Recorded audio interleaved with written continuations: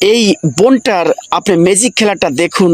Originally ইনি একজন একেবারে প্রতিভার মালিক। কারণ দেখুন এই বাটিটাকে একদম ভেঙে এরপরে এই লাল তেনাতে এই বাটিটা আবার নিয়ে একটু ঘুরিয়ে ম্যাজিক করে দেখুন আবার আমান করে ফেলেছে, ঠিক করে ফেলেছে। এরপরে এই বাটিটাতে একটা তেনা টান দিয়ে দেখুন 1 গিলাস মাছ তৈরি করে ফেলেছে।